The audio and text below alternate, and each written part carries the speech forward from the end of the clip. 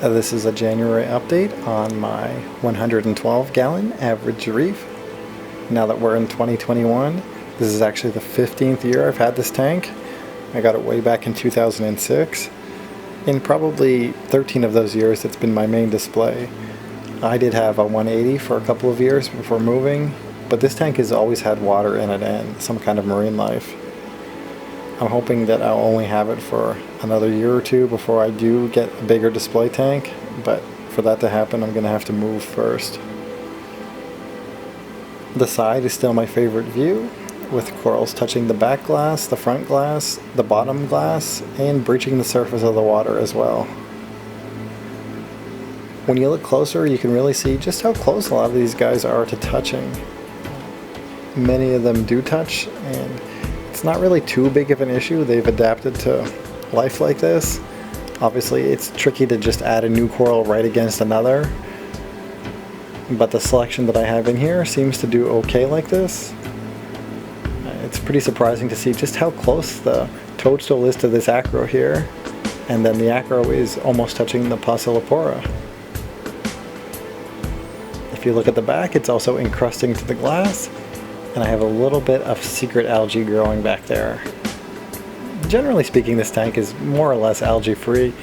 I get some bubble algae and other stuff at the very top, and then of course there's tons of coralline, but I don't really have any algae issues and haven't for many years. If you look closely here, you can see all these tube worms have been encrusted over by this lepto colony. This is really growing all around the rockwork. It actually goes back further that you can't see. The tube worms appear to still be alive.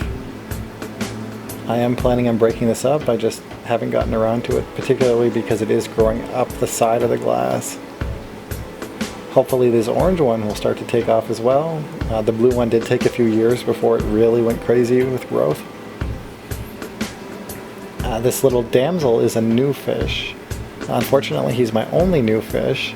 I had a wrasse that didn't make it through quarantine, and other fish I ordered were out of stock.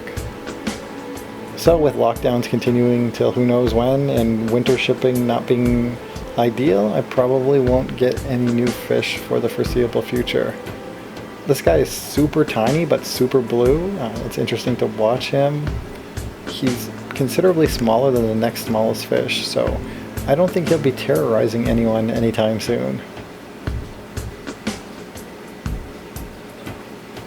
Most of my LPS corals are doing well. That one Micromusa does have damage. It keeps falling over. I've glued it again, but even glue I've run out of. And I don't really feel like lining up at the dollar store to buy some super glue.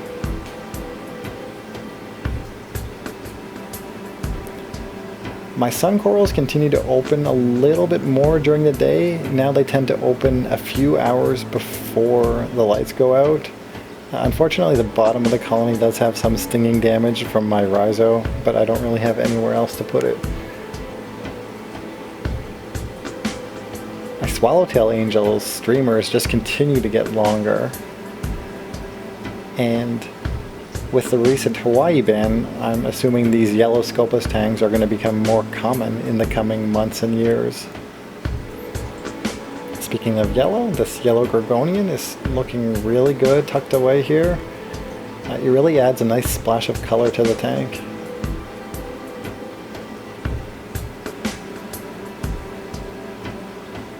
I think my two little Goniopora frags are probably not getting enough light. The one on the right is short polyp, so that's full extension, but the one on the left should be a lot longer, like this reddish purple one.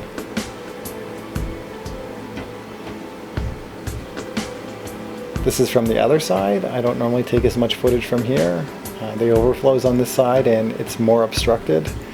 I'm just showing that the corals are right up against the front glass.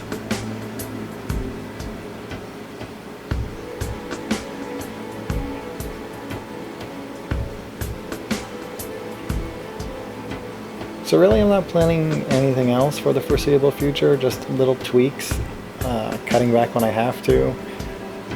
My frag tank is also a big mess, so I need somewhere to put the frags if I do frag. But I'm still quite happy with this Reef tank. Of course, everyone always wants a newer and bigger and better tank. But I've made this work now for almost 15 years. It's been about 4.5 years now in this location, and really it's never looked better. If you have any comments or constructive criticism, feel free to leave them below. Thanks for watching, and happy reefing.